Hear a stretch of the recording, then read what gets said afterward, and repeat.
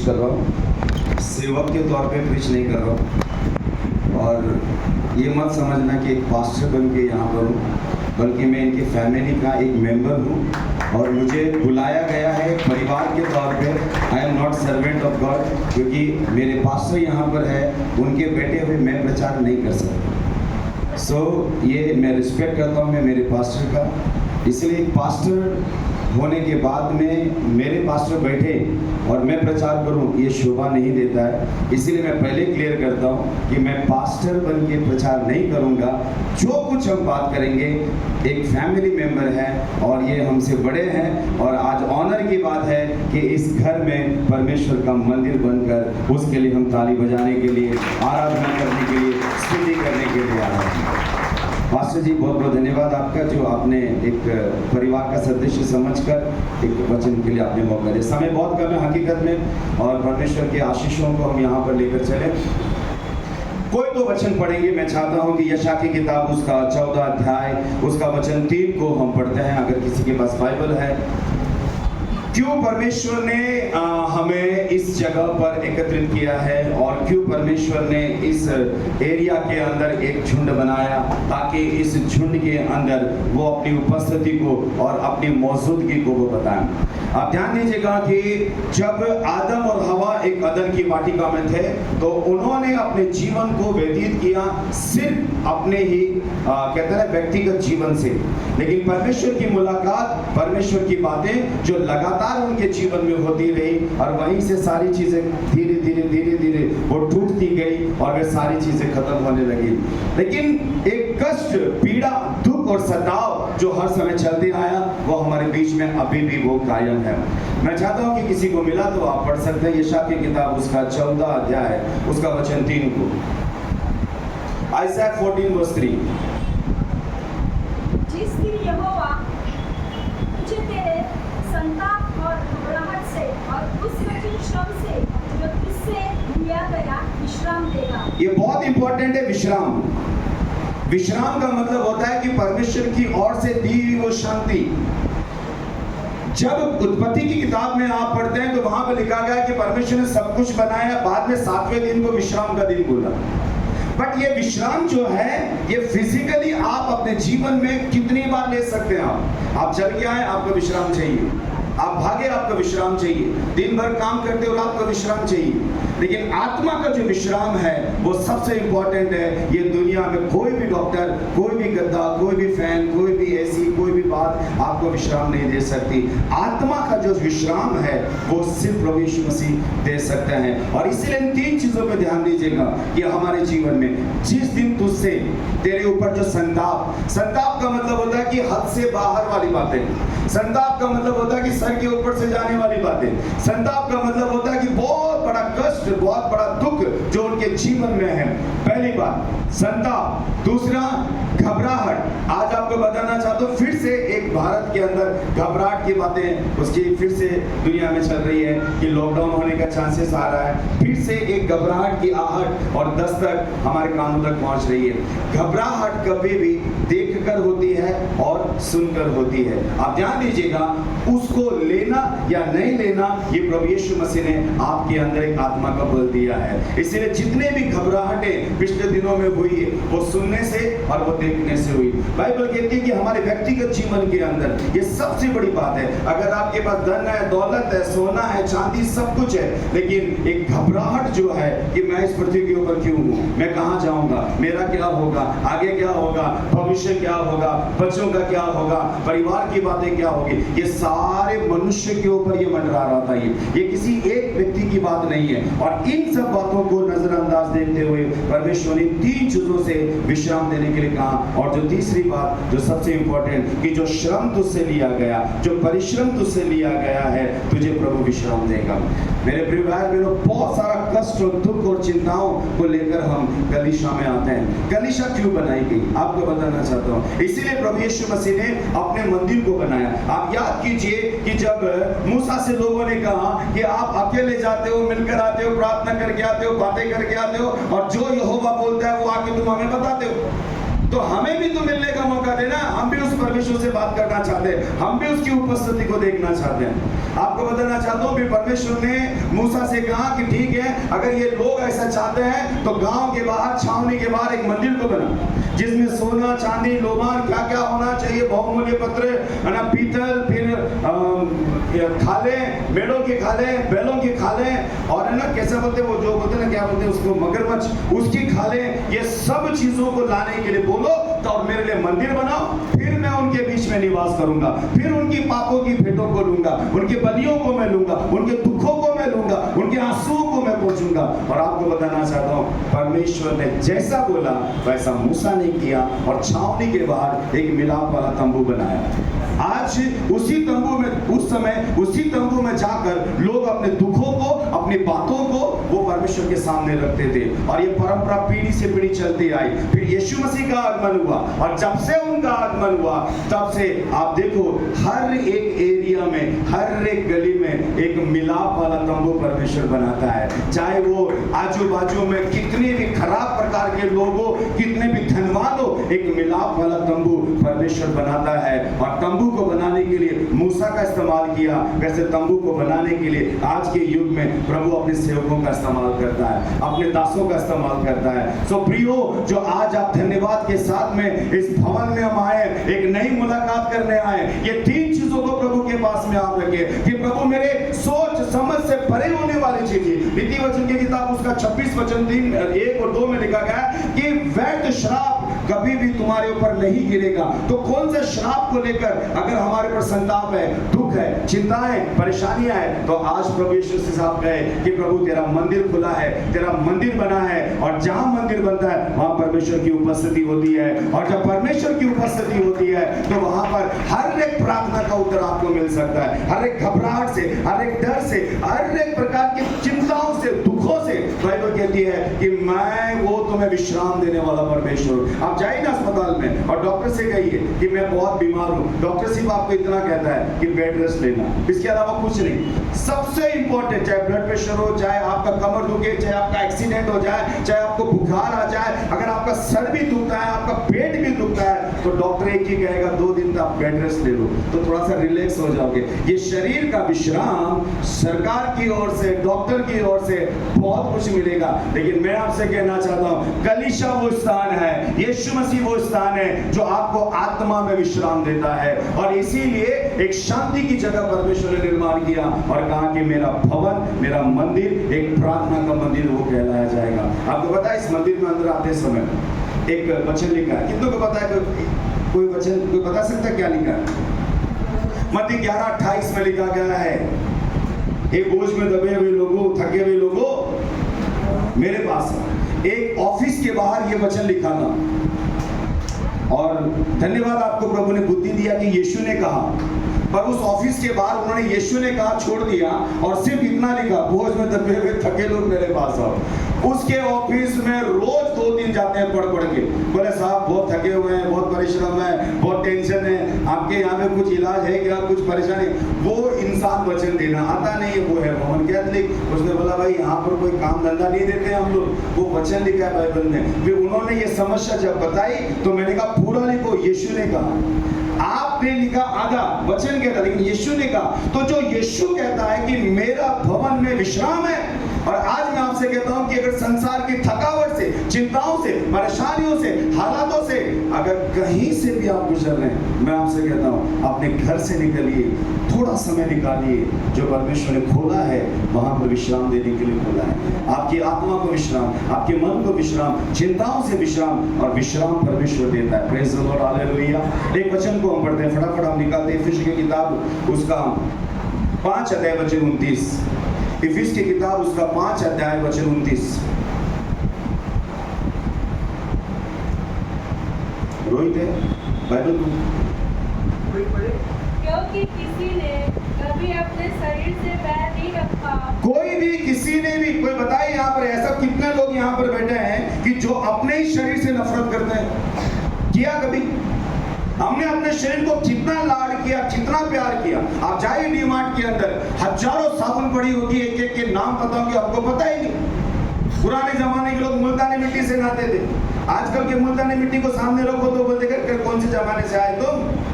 तो इतना लाड प्यार हमारे शरीर के लिए, खाना पीना, विटामिन मिनरल्स, जितना लाड है हमें पहले सुनाया गया कि नाश्ते में मिठाई रखो। आज भी यूपी बिहार में आप जाए, कितने यूपी के लोग यहाँ पर बैठे हैं, है ना। अभी भी तुम्हारे दरवाजे पे हम आते हैं तो क्या देते हो तुम? मिठाई भी ना, तुम पानी नहीं देते हो। शक्कर, पार्ले जी बिस्किट, गुलाब जामुन, गुड़, ये सब पहले रखा जाता है। लेकिन जब हमारे शरीर को किसी ने बोला कि ये मिठास तुम्हारे शरीर को मोटापे में लेके जाएगी, लोगों ने खाना बंद कर दिया। आपके कानों में जो चीज आएगी वही चीज से आप अपने शरीर को मेंटेन करोगे। और यही बात थी कि कोई भी अपने शरीर से बैर नहीं करता, कोई नहीं करेगा, आप भी नहीं करोगे। भूख लगेगी, चक्कर लगेगी, जो खाना चाहिए दोगे, जैसा आपको परफ्यूम चाहिए, साबुन चाहिए, कपड़े चाहिए, रहने को चाहिए, जो सुविधा चाहिए आपके शरीर को आप देने को तैयार है। तभी तो 8 घंटा मेहनत करते ताकि शरीर को तंदुरुस्त रख सके। कोई भी व्यक्ति अपने शरीर से बैर नहीं करता। आगे कंप्लीट करते हैं। वरन उसका पालन पोषण करता है, जैसा मसीह भी कलीसिया का। हाँ, जैसा मनुष्य अपने शरीर का पालन पोषण करता है, वैसा मसीह भी अपनी कलीसिया का पालन पोषण करता है। आमीन। ये अपनी कलीसिया कौन? उसकी कलीसिया, वो और उसका कैसे उसकी बढ़ोतरी होनी है? विश्वास में, आत्मा में, प्रार्थना में, प्रभु के वरदानों में। ये बढ़ोतरी पालन पोषण है। हमारा काफी पालन पोषण क्या होता है कि प्रभु जी हम 8 महीने से आ रहे हैं, अब वो तक काम नहीं हुआ, और कितने संडे आना है कलीसिया में? यहाँ पे दिन और वार नहीं है। मुझे जीसस कॉल प्रे टावर में एक बंदा मिला और उन्होंने दरवाजे के बाहर, जीसस कॉल में ऐसे है कि किसी को पास्टर को मिलने नहीं देते, तो ये रिक्शा स्टैंड में खड़ा था ताकि वो मिले और अपना प्रेयर रिक्वेस्ट दे।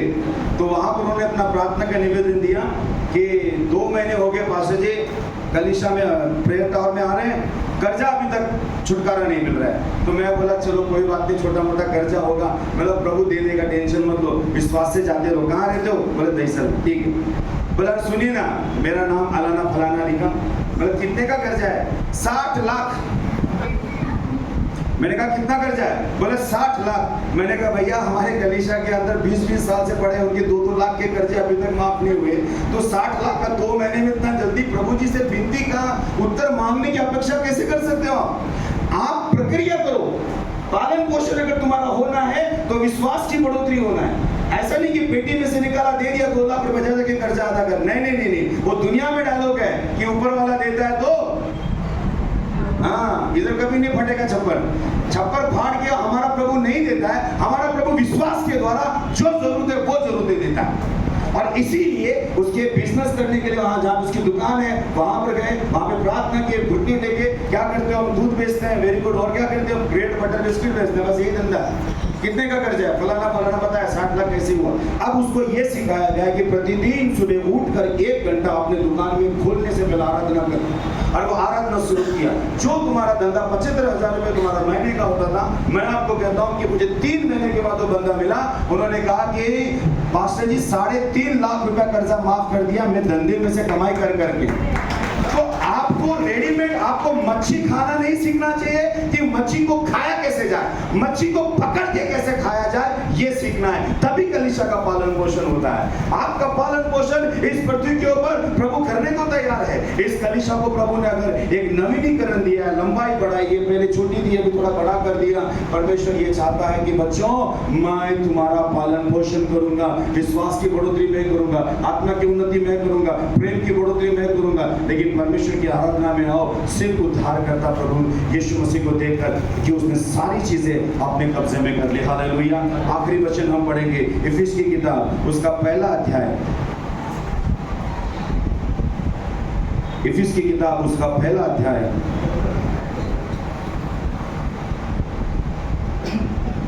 वचन 22। और सब कुछ उसके पांव तले कर दिया। गुड़िया का जोर से पढ़ बाबू।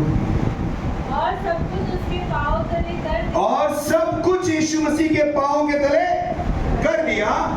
और उसे सब वस्तुओं पर शिरोमणि ठहरा दिया। यानी कि यीशु मसीह की काबिलियत है यहाँ पे देखो कोई फोटो नहीं है, कोई मूर्ति नहीं है, कोई बाबा नहीं है, कुछ नहीं है यहाँ पर। जैसे तुम दरवाजे के अंदर आते हो आपको कुछ नहीं दिखता है, सिर्फ वचन दिखता है, वचन के अलावा कुछ नहीं दिखता। पर उसकी जो कीमत है, उसकी जो वैल्यू है, उसकी जो जगह है वो ये कि वो सब वस्तुओं में वो मेन है। वो शिरोमणि ठहराया गया, वो सिंहासन पर बैठा है, वो चंगाई देता है, वो छुटकारा देता है, वो आजादी देता है, वो पापों की क्षमा करता है, वो आज भी पापी को अपने लहू से धोकर वो शुद्ध करता है, आज भी दुखियों के वो आंसू पहुंचने को तैयार है, वो आज भी प्रेम और दया का वो सागर है। और वो कहाँ बैठा है? वो स्वर्ग में बैठा है। लेकिन वचन यहाँ पर कहता है कि उसको सब वस्तुओं का शिरोमणि ठहरा कर कलीसिया को दे दिया। हालेलुया। अब कलीसिया कौन बन गया? ये सबसे बड़ी बात, ये कलीसिया बनी। अब इसमें कौन कलीसिया? जो इसके अंदर आए वो कलीसिया बनी। आप देखिए यहां से बाहर निकल जाने के बाद आप रास्ते से गुजरोगे, आप तब फलाना फलाना जाता है करके नहीं बोलते हैं। परमेश्वर देखता है कि मेरी कलीसिया जा रही है, ये मेरी कलीसिया जा रही है, ये लोग मेरा गाना गा के गा रहे हैं, ये मेरा भजन करते करते जा रहे हैं, ये मेरा नाम ले लेकर, ये मेरी कलीसिया है। सो आज इस चर्च को दीवार पतरे और डोंगर पहाड़ आजू बाजू में कचरा पट्टी था, ये कचरा पट्टी बास आती थी। यहाँ पर हमें पता है कि जब यहाँ से हम जाते थे तो यहाँ पर लोग पैर नहीं रखना चाहते थे, ब्रांडेड लोग यहाँ पर तो आते भी नहीं। लेकिन आज परमेश्वर ने इस जगह को अपनी महिमा को उतारने का स्थान बना दिया और क्या बोला? स्वर्ग से कलीसिया को यीशु मसीह को दे दिया। वो आपको मिल गया, वो मुझको मिल गया और ये उद्धार करना मेरे और आपके जीवन में। दुष्ट कितने भी कोशिश करे वो आपके जीवन की निराशाओं को लेकर आने के लिए, लेकिन आपका प्रभु यीशु मसीह जो इस कलीसिया में आराधना की जाती है, प्रार्थना की जाती है, वचन पढ़ा जाता है, मैं कहता हूँ उसको पकड़ के रखो, क्योंकि यीशु मसीह कलीसिया को दिया गया है, ऑलरेडी वो आपके बीच में है। उन्होंने कहा, पास्टर ने कहा कि बहुत से लोग आए, पास्टर्स आए। मैं कहता हूँ यहाँ पर प्रभु यीशु मसीह सालों साल से विराजमान है और उसका सिंहासन यहाँ पर बैठा है, उसका सिंहासन यहाँ पर है। इसीलिए मेरे प्रियो, जो लोग कलीसिया में आते हो, मेरी आपसे निवेदन है, हम जाएंगे, करेंगे, देखेंगे, होगा। आप विश्वास से नहीं, आप विश्वास से आइए। बहुत सारे गवाहियां आपके जीवन में होगी। अगर प्रभु ने खोला है, बनाया है, तो आने वाले दिनों में बहुत सी प्रार्थना का उत्तर यहाँ से उठाया जाएगा और प्रभु आपके मुख से अपनी स्तुति करवा के लेंगे, क्योंकि प्रभु ने भवन सिर्फ उसकी महिमा के लिए खोला है। राज्य, पराक्रम और महिमा उसके नाम की जाएगी। सारी चीजें उसके पैर के नीचे रख दी गई है और जब वो देता है आशीष, तो वो अपनी महिमा के साथ में वो देता है, समय पर देता है। ये परमेश्वर का अनुग्रह है। मेरे प्रिय भाई बहनों, निराशाओं में, चिंताओं में कभी न बढ़े, परमेश्वर आपके साथ में है। काफी बार शरीर के साथ में हम कलीसिया में आते हैं, लेकिन मन में नहीं रहते, मन से हम कभी नहीं आते। मेरा आपसे कहने का मतलब है, जितने लोग शरीर के साथ में जा रहे थे, मालूम है यरूशलेम के मंदिर में लोग पाम संडे के दिन वो गधे के ऊपर यीशु मसीह सवार हुआ, वो सब बताया कि गधे पे सवार हुआ, पाम मतलब खजूर की डालियां ली, होसाना होसाना होसाना। बाद में लिखा गया कि वो गया कहाँ पर? वो मंदिर में गया और मंदिर में जो उन्होंने किया, उन्होंने सब देखा। ये सब शरीर में आए हुए लोग हैं, जो शरीर के भाव से, जो पौलुस कहता है कि मुझे चंगाई चाहिए, स्वाद की खोज में आएंगे, मुझे छुटकारा मिलेगा। इसीलिए नहीं, मेरे प्रिय भाई बहनों, वो उद्धार करता है। उसने आपको प्रेम किया है, उसने आपको अपने लहू से खरीदा है, इसीलिए उसका प्यार आपके अंदर बनाए रहने दो। और जब भी इस भवन में आओ, हृदय से, मन से और उसकी आराधना करते आओ। देखो परमेश्वर आपके जीवन को वो ऊंचा उठा रहा है और वो आपके लिए सारी चीजें, जितने भी दुख है इस चर्च के परिवारों का, सब दुख प्रभु यीशु मसीह दूर कर रहा है। जितने भी संताप वाली बातें, सब प्रभु यीशु मसीह दूर कर रहा है। जितने भी घबराहट की वाली बातें, सब प्रभु यीशु मसीह दूर कर रहा है। आपको बताना चाहता हूँ, फिर से मैं कह रहा हूँ, मुंबई में केस बढ़ रहे हैं। आने वाले समय में केरला के अंदर, महाराष्ट्र के अंदर सबसे ज्यादा कोविड के केस बढ़ रहे हैं। हो सकता है 15 दिन के बाद ही बोल दिया जाए, लॉकडाउन की काउंटडाउन स्टार्ट किए जाए। क्या करेंगे मैं और आप? जो पहला यीशु मसीह का हाथ पकड़े थे, आज भी वो यीशु मसीह का हाथ हमारे ऊपर है और हम अभी भी उसका लेकर चलेंगे, क्योंकि प्रभु ने मेरी घबराहट क्या किया, निकाल दिया। मैं आत्मा में आजादी, एकदम आत्मा में आजादी, और उसकी आजादी हमारे अंदर बनाए रखनी बहुत जरूरी है। एक कैदी था जो जेल के अंदर था और उसके पिताजी ने एक पत्र लिखा। जैसे बारिश का सीजन है तो पिताजी ने कहा कि देख बेटे, पत्र को पढ़ा केदी ने तो लिखा है कि बेटा तुझे मैं बहुत ही कमी को महसूस कर रहा हूँ। सब खेत लगा रहे हैं, सब फसल लगा रहे हैं, लेकिन ये बूढ़ा बाप इस बार खेत नहीं लगा पा रहा है क्योंकि तू मेरा हाथ जो था वो तो जेल में पड़ा है और मैं फसल नहीं लगा पाऊंगा। और वो बाप कहता है कि मेरे दुख को तू समझ सकता है, इस बार गरीबी हमारे घर में फिर आ गई क्योंकि तू जेल में है, काश तू मेरे साथ होता तो हम खेती करते। अब ये लेटर बेटे ने पढ़ा, फिर बेटे ने एक लेटर लिखा। बेटे ने लेटर लिखा कि पापा आप चिंता न करें पिताजी, मैं बहुत जल्दी छूटूंगा और अगर मैं छूट भी गया तो भी मैं खेत हम लोग नहीं कर सकते क्योंकि मेरी चोरी का सारा खजाना उसी खेत के नीचे छुपा के रखा। इसीलिए आप चिंता न करें, 2 साल 3 साल के बाद मैं छूटूंगा, हम लोग उसी खेत के अंदर के खजाने को लेंगे, फिर से अमीर हो जाएंगे। अब ये लेटर पढ़ा जेलर ने। अब ये लेटर पढ़ा जेलर ने, वो लेके गए हवलदारों को, किसानों को, कड़िया को, लेबरों को और पूरा खेत खुदवाया, खोदो खोदो खोदो खोदो खोदो, सब पूरा खेत खोद मारा और किधर भी खजाना नहीं मिला। फिर आके उसको बोलता है कह रहे किधर है खजाना, किधर, कौन से एरिया में, बोल कौन से, बोले खजाना किधर, मैं तो ऐसे मेरे पापा के आंसू पोंछ रहा था, खजाना है ही नहीं खेत में। फिर पापा को लेटर लिखा, पापा खेत खुदा हुआ है, जाके बीज डालो और फसल लगाओ। ये ऐसे दिमाग वाले जो बैठते हैं अंदर लेकिन उनका मन चलता है पूरी दुनिया के अंदर। ऐसे मैं आपको बताना चाहता हूँ कि आजकल की दुनिया के अंदर अपने मन को उस स्वर्ग में लेकर जाओ और अंधकार की शक्तियों को लताड़ो जो आपको कर्जे में, बीमारियों में, निराशाओं में, गरीबियों में, तकलीफों में जो लेकर जाती है, उसके हर एक आक्रमण को आप खंडन करो और यीशु के नाम को लेकर उसकी महिमा करो। ये महिमा का भवन था, है और अब आगे और परमेश्वर अपनी महिमा लेकर आए। सो मुबारक हो विशेष तौर पे आपको भी बहुत बहुत। आगे का समय मैं पास्टर के हाथों में देना चाहता हूँ। मैं फिर से कहता हूँ कि जो परमेश्वर ने शुरू किया है आगे तक वो लेकर जाएगा। हालेलुया, वो परमेश्वर लेकर जाएगा। खुदा बाप मैं आपको धन्यवाद, स्तुति, मान, महिमा देता हूँ पिता।